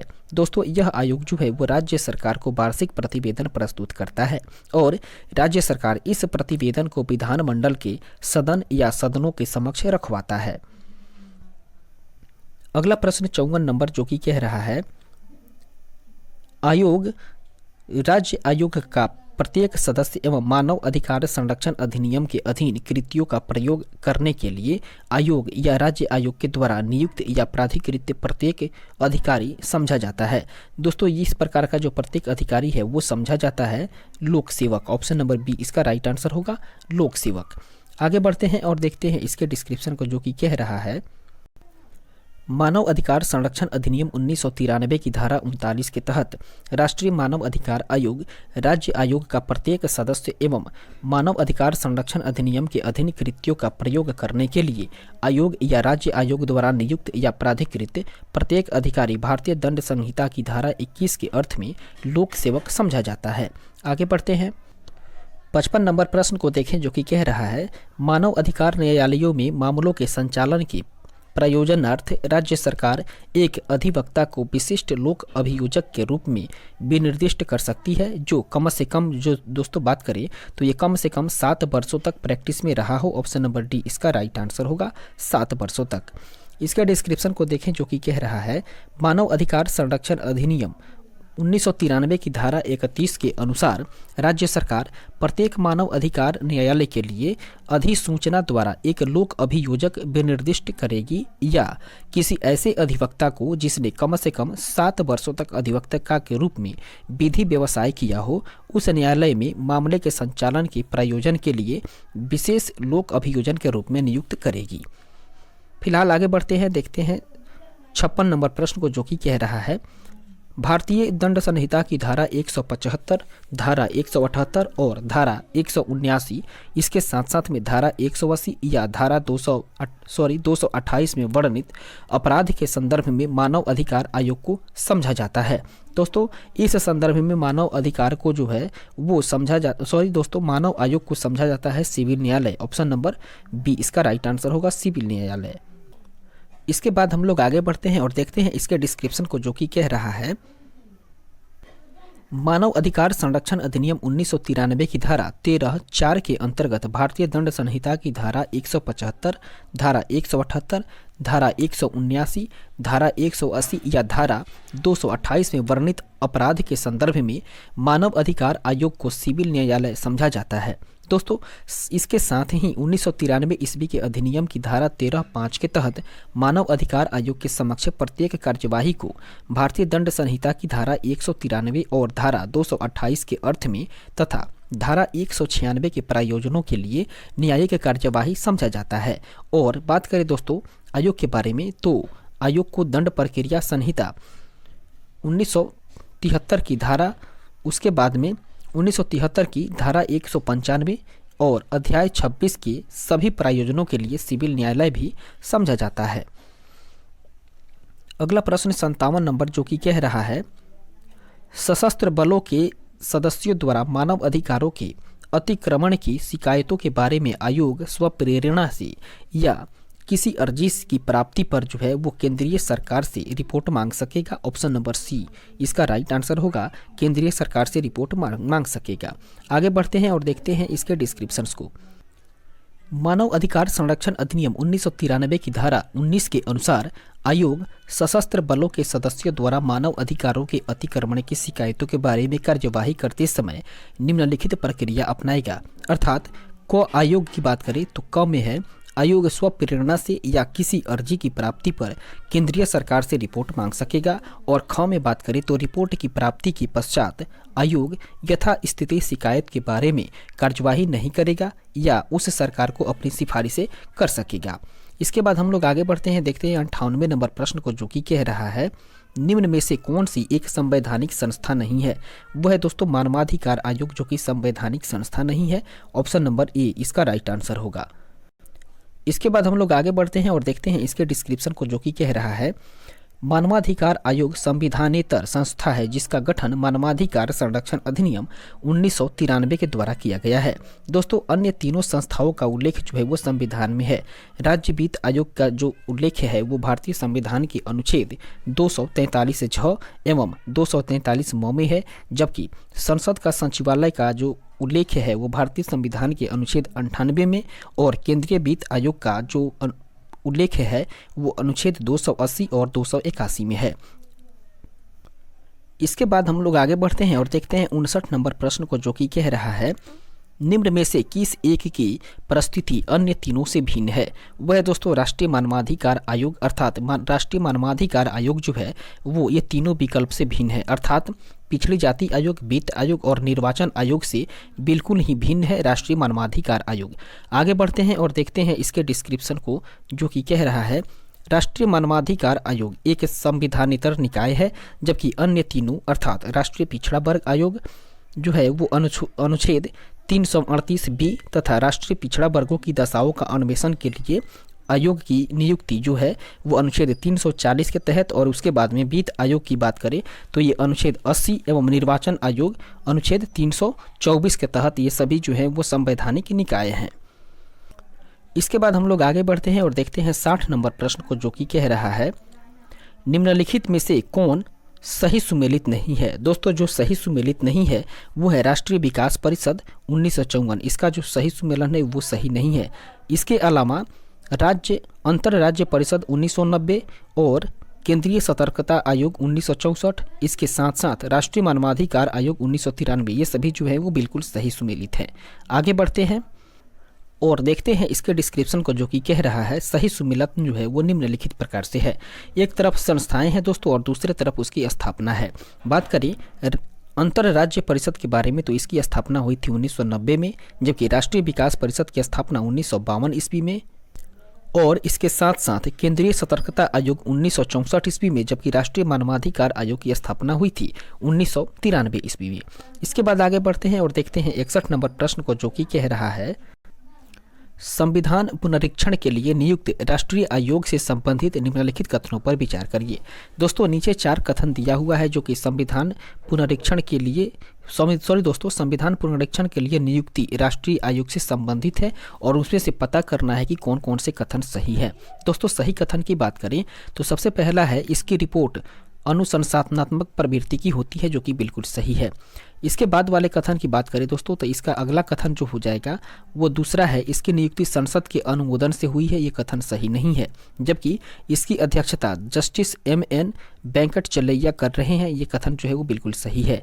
और चौथा कथन है यह देश की सामाजिक आर्थिक आवश्यकताओं पर ध्यान केंद्रित करता है, यह भी कथन सही नहीं है। इस प्रकार से हम लोग बात करें दोस्तों तो 2 कथन जो है वो 1 नंबर और 3 नंबर कथन सही है, तो इसका राइट आंसर होगा ऑप्शन नंबर बी, अर्थात कथन 1 और 3 इसका राइट आंसर होगा। आगे बढ़ते हैं और देखते हैं इसके डिस्क्रिप्शन को, जो कि कह रहा है संविधान के पुनरीक्षण के लिए आयोग की नियुक्ति 22 अप्रैल 2000 ईस्वी को जस्टिस MN वेंकट चलैया की अध्यक्षता में केंद्रीय सरकार द्वारा की गई थी, न कि संसद के द्वारा। और इसका कार्य जो है वो संविधान के विगत 50 वर्षों के क्रियान्वयन की समीक्षा करना और आज के समय में इसकी प्रभावशीलता का आकलन करना था। आयोग ने अपनी अंतिम रिपोर्ट जो है वो 31 मार्च 2002 ईस्वी को पेश की थी। आगे बढ़ते हैं, देखते हैं 62वें नंबर प्रश्न को, जो कि कह रहा है संविधान समीक्षा आयोग जिसे कि फरवरी 2000 ईस्वी में गठित किया गया था, उसके अध्यक्ष कौन है। दोस्तों संविधान समीक्षा आयोग के अध्यक्ष की बात करें तो वे है MN वेंकट चलैया, ऑप्शन नंबर E इसका राइट आंसर होगा। आगे बढ़ते हैं और देखते हैं इसके अगले प्रश्न को। 63 नंबर प्रश्न जो कि कह रहा है केंद्रीय प्रदूषण नियंत्रण बोर्ड का अध्यक्ष कौन है। दोस्तों उपयुक्त ऑप्शन न होने की वजह से इसमें जो है स्टार मार्किंग की गई है। फिलहाल हम लोग आगे बढ़ते हैं और देखते हैं इसके डिस्क्रिप्शन को, जो कि कह रहा है जल प्रदूषण निवारण एवं नियंत्रण अधिनियम 1974 के प्रावधानों के तहत केंद्रीय प्रदूषण बोर्ड अर्थात CPCB का गठन जो है वो सितंबर 1974 ईस्वी में किया गया। और इस अधिनियम के अनुसार केंद्रीय प्रदूषण नियंत्रण बोर्ड का एक पूर्णकालिक अध्यक्ष होगा तथा केंद्र सरकार के द्वारा पर्यावरण से संबंधित मामलों में विशेष ज्ञान या व्यवहारिक अनुभव वाले व्यक्ति को अथवा पर्यावरण से संबंधित संस्थाओं को प्रशासन के ज्ञान और अनुभव वाले व्यक्ति को इसका अध्यक्ष नामित किया जाएगा। दोस्तों बात करें तो वर्तमान में इसके अध्यक्ष शिवदास मीणा जो कि 18 मई 2020 ईस्वी से हैं। आगे बढ़ते हैं, देखते हैं 64वें नंबर प्रश्न को, जो कि कह रहा है 64 नंबर प्रश्न कह रहा है स्वर्ण सिंह समिति ने जिस प्रश्न पर विचार किया था वो प्रश्न था। दोस्तों स्वर्ण सिंह समिति के द्वारा जिस प्रश्न पर विचार किया गया था वो प्रश्न था मूल अधिकारों की तुलना में निदेशक तत्वों को अग्रता, ऑप्शन नंबर C इसका राइट आंसर होगा। इसके डिस्क्रिप्शन को देखें, जो कि कह रहा है 1976 ईस्वी में कांग्रेस ने सरदार स्वर्ण सिंह की अध्यक्षता में एक समिति का गठन किया और इसे तत्समय संविधान संशोधन समिति के नाम से भी जाना गया। इसके बाद में 42वां संविधान संशोधन जब 1976 ईस्वी में हुआ था तो इसी समिति के सिफारिशों का परिणाम रहा था। इसके बाद में इसने भारत के लिए राष्ट्रपतीय प्रणाली पर विचार करते हुए इसे अनुपयुक्त बताया था। तथापि बात करें तो इसने मुख्य रूप से जिस प्रश्न पर विचार किया था वो था मूल अधिकारों की तुलना में निदेशक तत्वों की अग्रता। आगे बढ़ते हैं, देखते हैं 65वें नंबर प्रश्न को, जो कि कह रहा है केंद्रीय सतर्कता आयोग की स्थापना किसकी अनुशंसा पर की गई थी। दोस्तों केंद्रीय सतर्कता आयोग की स्थापना की बात करें तो ये संस्थानम समिति की अनुशंसा पर ही की गई थी। संस्थानम समिति, ऑप्शन नंबर C इसका राइट आंसर हो जाएगा। आगे बढ़ते हैं और देखते हैं इसके डिस्क्रिप्शन को, जो कि कह रहा है केंद्रीय सतर्कता आयोग की स्थापना संस्थानम समिति की सिफारिशों पर केंद्र सरकार ने फरवरी 1964 ईस्वी में की थी। राष्ट्रपति द्वारा एक अध्यादेश जारी किए जाने के फलस्वरूप केंद्रीय सतर्कता आयोग को 25 अगस्त 1998 ईस्वी से सांविधिक दर्जा देकर के एक बहुसदस्यीय आयोग बना दिया गया। दोस्तों, केंद्रीय सतर्कता आयोग अधिनियम वर्ष 2003 ईस्वी में संसद के द्वारा अधिनियमित किया गया, जिसके तहत इसमें अध्यक्ष के रूप में केंद्रीय सतर्कता आयुक्त अर्थात CVC के साथ 2 से अनधिक सतर्कता आयुक्त सदस्य होते हैं। आगे बढ़ते हैं, देखते हैं 66वें नंबर प्रश्न को, जो कि कह रहा है भारतीय संविधान का कौन सा अनुच्छेद केंद्रीय सतर्कता आयोग का वर्णन करता है। दोस्तों, भारतीय संविधान का वह अनुच्छेद जो है वो इसमें उपयुक्त में से कोई दिया ही नहीं है। ऑप्शन नंबर डी इसका राइट आंसर हो जाएगा। आगे बढ़ते हैं और बात करते हैं आगे इसके डिस्क्रिप्शन को, जो कि कह रहा है केंद्रीय सतर्कता आयोग का गठन वर्ष 1964 ईस्वी में केंद्र सरकार के द्वारा पारित एक प्रस्ताव के तहत हुआ था। दोस्तों, संस्थानम समिति की सिफारिश पर इसका गठन हुआ था और सितंबर 2003 ईस्वी में संसद के द्वारा पारित विधि के द्वारा इसे सांविधिक दर्जा दिया गया और इसका उल्लेख जो है वो संविधान में नहीं है। इस प्रकार से आगे बढ़ते हैं और देखते हैं 67 नंबर प्रश्न को, जो कि कह रहा है निम्नलिखित में से कौन सा युग में जो है वो सही सुमेलित नहीं है। सही सुमेलन की दृष्टि से देखें तो दोस्तों ऑप्शन सी अर्थात भ्रष्टाचार निरोधक कानून जो है वो 1985 और उसके बाद में प्रवर्तन निदेशालय 2000 ईस्वी में, ये दोनों जो वक्तव्य है वो सही नहीं है। बाकी के ये दोनों जो कथन है वो बिल्कुल सही है। इस प्रकार से इसका सही आंसर ऑप्शन नंबर सी और डी दोनों हो जाएगा। आगे बढ़ते हैं, देखते हैं इसके डिस्क्रिप्शन को, जो कि कह रहा है केंद्रीय अन्वेषण ब्यूरो की स्थापना वर्ष 1963 ईस्वी में तथा केंद्रीय सतर्कता आयोग की स्थापना वर्ष 1964 ईस्वी में हुई थी, जबकि भ्रष्टाचार निरोधक कानून 1988 ईस्वी में निर्मित हुआ और प्रवर्तन निदेशालय की स्थापना की बात करें तो ये वर्ष 1956 ईस्वी में हुआ था। इस प्रकार से स्पष्ट है कि विकल्प सी और डी जो है वो सही सुमेलन नहीं है। इसके बाद हम लोग आगे बढ़ते हैं और देखते हैं 68 नंबर प्रश्न को, जो कि कह रहा है मंडल आयोग जिसके प्रस्तावों ने अक्षुण्ण विवाद का सूत्रपात किया था उसको गठित करने वाले कौन थे। दोस्तों, मंडल आयोग के गठन की बात करें तो यह किया गया था मोरारजी देसाई के द्वारा। ऑप्शन नंबर बी इसका राइट आंसर होगा, मोरारजी देसाई। इसके डिस्क्रिप्शन को देखें, जो कि कह रहा है मंडल आयोग अर्थात पिछड़ा वर्ग आयोग वर्ष 1979 ईस्वी में तत्कालीन प्रधानमंत्री मोरारजी देसाई के नेतृत्व वाली जनता पार्टी सरकार के द्वारा सामाजिक और शैक्षणिक रूप से पिछड़े लोगों की पहचान करने के लिए संविधान के अनुच्छेद 340 के प्रावधान के तहत ही गठित किया गया था और इसके अध्यक्ष जो हैं वो बिंदेश्वरी प्रसाद मंडल थे। दोस्तों, इस आयोग में 4 अन्य सदस्य भी थे जिनका नाम था दीवान मोहनलाल, उसके बाद में RR भोले, इसके बाद में दोस्तों दीनबंधु साहू और दोस्तों के सुब्रमण्यम, ये चारों दोस्तों सदस्य रहे थे। इसके बाद में इनमें से दीनबंधु साहू की बात करें तो इनमें से जो दीनबंधु साहू हैं, दीनबंधु साहू के नवंबर 1979 ईस्वी में स्वास्थ्य कारणों से इस्तीफा देने के कारण ही उनके स्थान पर LR नाइक को सदस्य नियुक्त किया गया था और इस आयोग ने 31 दिसंबर 1980 ईस्वी को अपनी रिपोर्ट जो है वो राष्ट्रपति को सौंपी थी।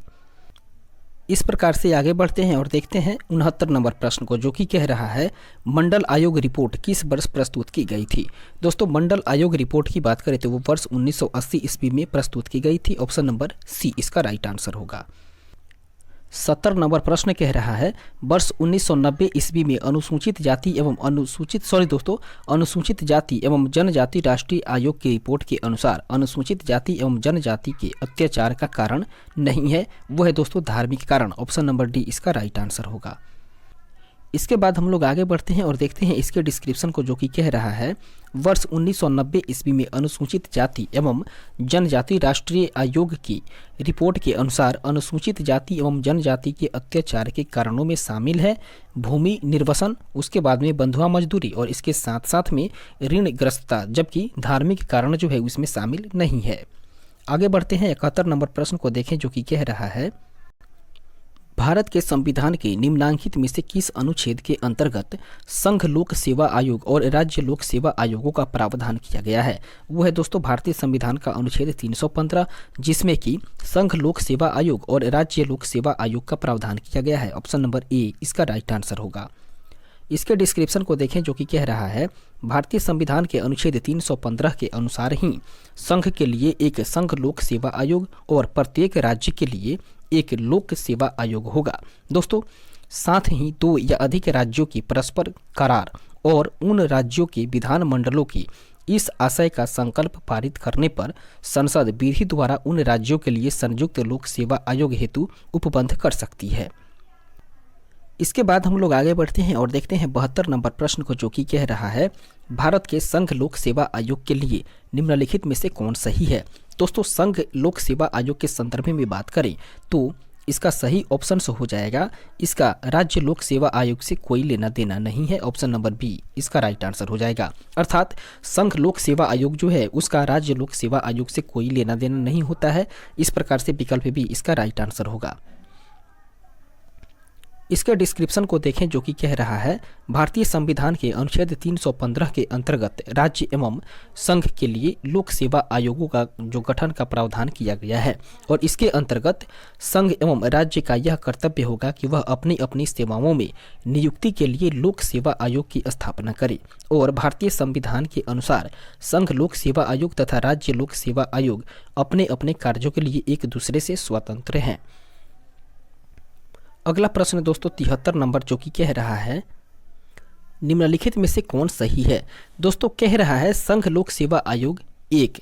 दोस्तों, संघ लोक सेवा आयोग जो है वो एक संवैधानिक संस्था है। फिलहाल आगे बढ़ते हैं और देखते हैं इसके और भी ऑप्शन को। तो ऑप्शंस के अनुसार इसका सही आंसर हो जाएगा ऑप्शन नंबर डी, अर्थात यह एक संवैधानिक संगठन है।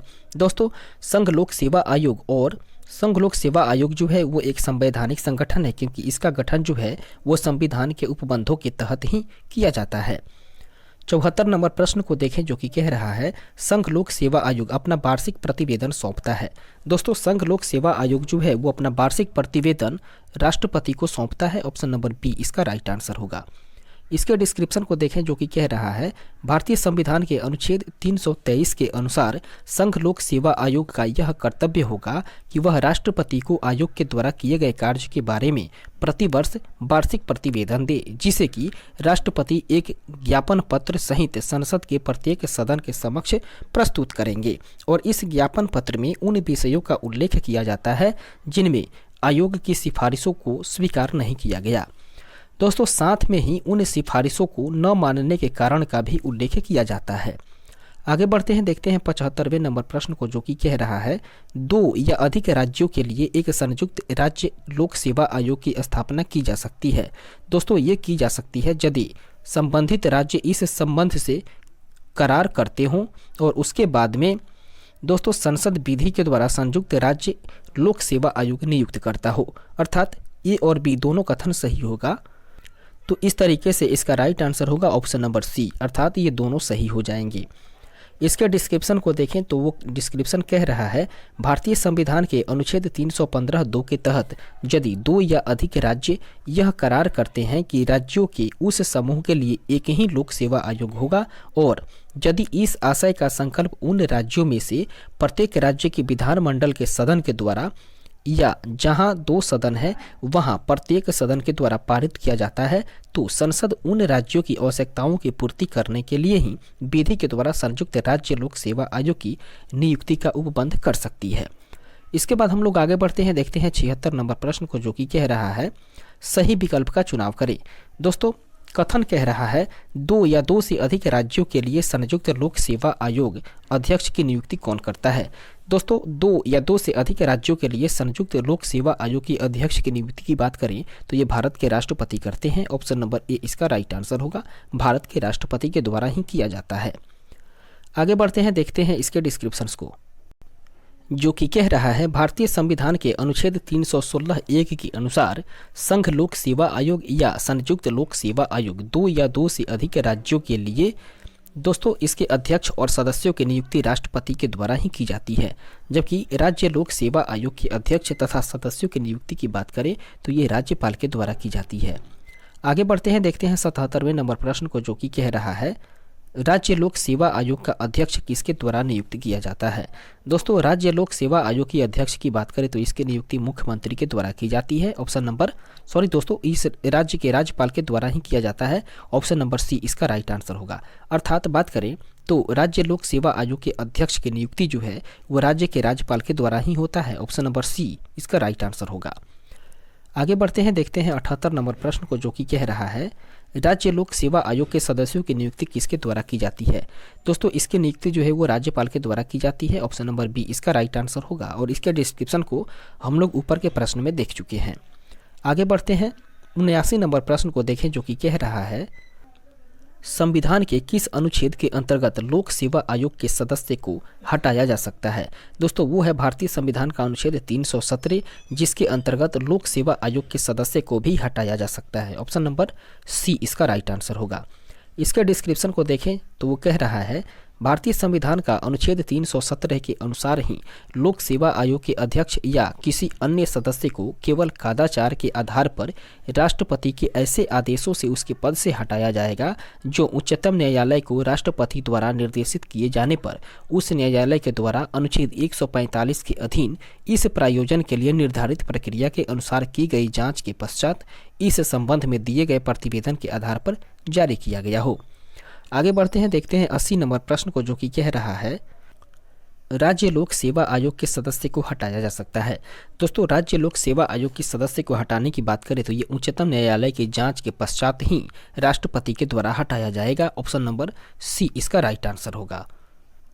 इस प्रकार से 81 नंबर प्रश्न कह रहा है निम्नलिखित में से कौन से पदाधिकारियों को हटाने में संसद की कोई भूमिका नहीं होती है? दोस्तों, वो जो है वो अध्यक्ष संघ लोक सेवा आयोग, अर्थात संघ लोक सेवा आयोग के अध्यक्ष को हटाने में संसद की कोई भूमिका नहीं होती है। केवल कथन जो है वो 3 सही है, तो इस प्रकार से इसका राइट आंसर हो जाएगा option number D. Option number D केवल कथन 3 सही है। आगे बढ़ते हैं, देखते हैं इसके डिस्क्रिप्शन को, जो कि कह रहा है भारतीय संविधान के अनुच्छेद 317 के अनुसार लोक सेवा आयोग के अध्यक्ष या किसी अन्य सदस्य को केवल कदाचार के आधार पर राष्ट्रपति के ऐसे आदेश से उसके पद से हटाया जाएगा जो उच्चतम न्यायालय को राष्ट्रपति के द्वारा निर्देशित किए जाने पर उस न्यायालय के द्वारा अनुच्छेद 145 के अधीन इस प्रायोजन के लिए निर्धारित प्रक्रिया के अनुसार की गई जांच के पश्चात इस संबंध में दिए गए प्रतिवेदन के आधार पर जारी किया गया हो। इसके बाद में बात करें तो दोस्तों, जबकि उच्चतम एवं उच्च न्यायालयों के न्यायाधीश एवं भारत के नियंत्रक एवं महालेखक परीक्षक अर्थात कैग CAG को हटाने में संसद की भूमिका होती है तथा इन्हें अनुच्छेद 124(4) में उपबंधित रीति से संसद के प्रत्येक सदन द्वारा विशेष बहुमत से समावेदन पारित करने पर ही राष्ट्रपति के आदेश से हटाया जा सकता है। आगे बढ़ते हैं, देखते हैं 82वें नंबर प्रश्न को, जो कि कह रहा है निम्नलिखित में से किस मामले में राज्य लोक सेवा आयोग से परामर्श नहीं लिया जाता है? दोस्तों, इसका सही आंसर हो जाएगा सिविल सेवाओं के स्थानांतरण पर। ऑप्शन नंबर डी इसका राइट आंसर होगा। आगे बढ़ते हैं, देखते हैं इसके डिस्क्रिप्शन को, जो कि कह रहा है भारतीय संविधान के अनुच्छेद 320 के अंतर्गत राज्य लोक सेवा आयोग की कृतियों में सिविल सेवकों के स्थानांतरण का कार्य सम्मिलित नहीं है, जबकि प्रश्नगत अन्य कार्य राज्य लोक सेवा आयोग के कृतियों में शामिल हैं। इसलिए सिविल सेवकों के स्थानांतरण संबंधित परामर्श राज्य लोक सेवा आयोग से नहीं लिया जाता है। इस प्रकार से दोस्तों बात करें 83 नंबर प्रश्न के बारे में, तो 83 नंबर प्रश्न कह रहा है किसी राज्य लोक सेवा आयोग के कार्यों को निम्नलिखित में से किस एक के अनुमोदन से संघ लोक सेवा आयोग को सौंपा जा सकता है? वो है दोस्तों भारत के राष्ट्रपति के द्वारा। ऑप्शन नंबर डी इसका राइट आंसर होगा। इसका डिस्क्रिप्शन जो कि कह रहा है संविधान के अनुच्छेद 315(4) के तहत राज्यपाल की सिफारिश पर राष्ट्रपति के अनुमोदन से किसी राज्य लोक सेवा आयोग के कार्यों को संघ लोक सेवा आयोग को सौंपा जा सकता है।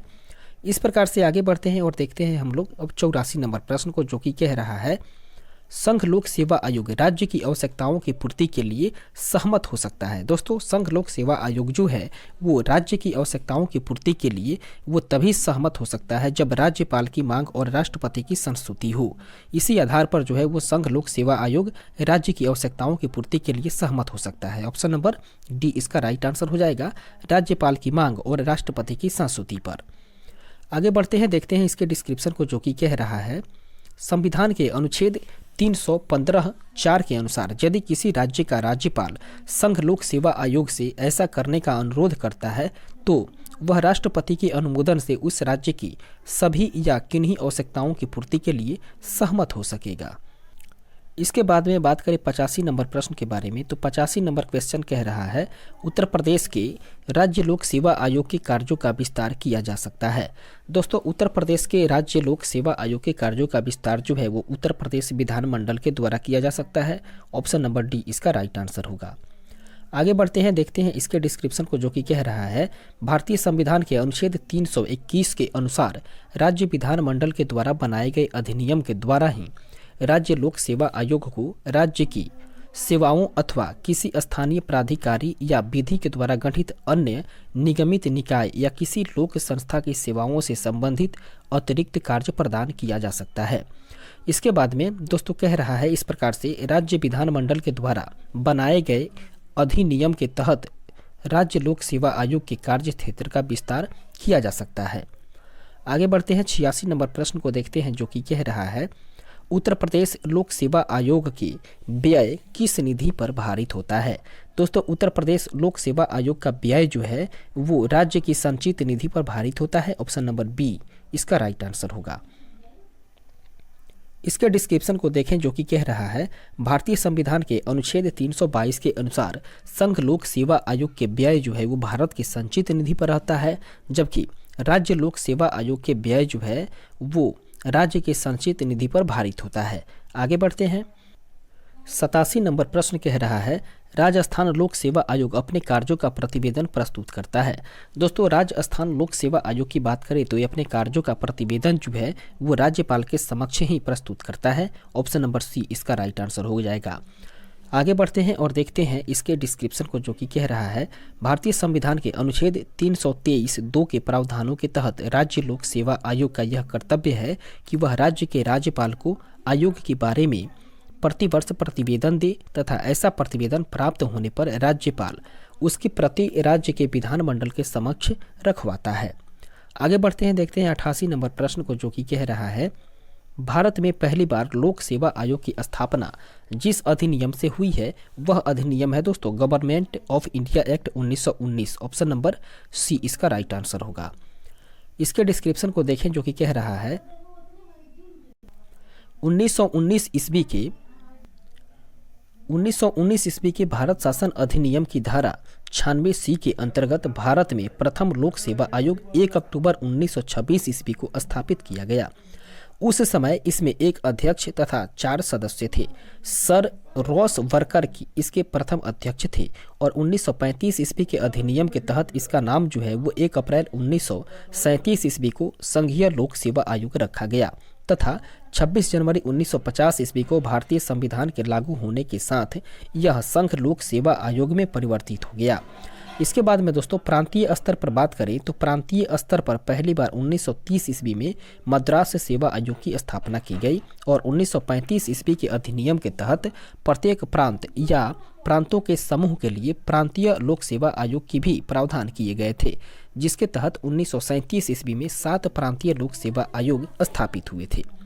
इसके बाद हम लोग आगे बढ़ते हैं, देखते हैं 89 नंबर प्रश्न को, जो कि कह रहा है 89 नंबर प्रश्न कह रहा है किस प्रावधान के अंतर्गत मध्य प्रदेश लोक सेवा आयोग का गठन किया गया था।